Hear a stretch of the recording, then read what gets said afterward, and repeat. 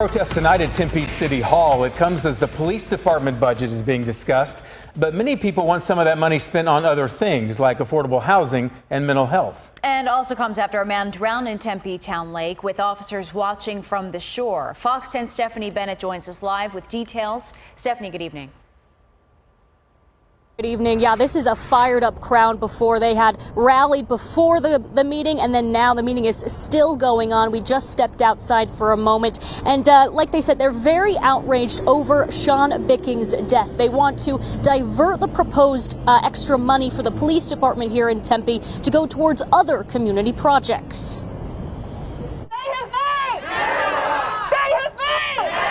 Dozens gathering outside the Tempe City Council budget meeting tonight. Their cry for cutting money from the police budget comes after the recent drowning of 34-year-old Sean Madrox Bickings, a homeless man who died in front of Tempe officers. He was a wonderful friend of mine, and I love and miss him dearly. We're here to make noise. We're here to tell City Council to block the budget.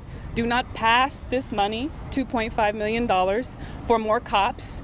Fund actual community resources so that way our communities can thrive. The City Council meeting started off with a moment of silence for Bickings, led by Mayor Corey Woods. Then it was soon taken over by speaker after speaker, demanding action and the resignation of the officers involved. The crowd cheered on from outside. What we witnessed at Tempe Town Lake was one of the most heartless displays of inhumanity I've seen from a police department since George Floyd. Bickings died almost 2 weeks ago after police were called for a domestic violence situation at Tempe Beach Park between Bickings and his wife. Both denied any fight had taken place. Cops started to run a background check. That's when Bickings jumped into the water, captured on police body cameras. You can't swim in the lake, man. You're not allowed to swim in the lake.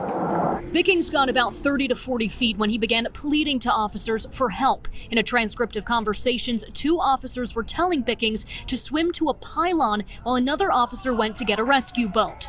Bickings continued to beg for help as one of the officers replied, "Okay, I'm not jumping in after you." Bickings' wife was also begging police to help him while they all watched from the shore. Fire rescue teams pulled his body from the water a few hours later. In times of great loss like this, we need community now more than ever.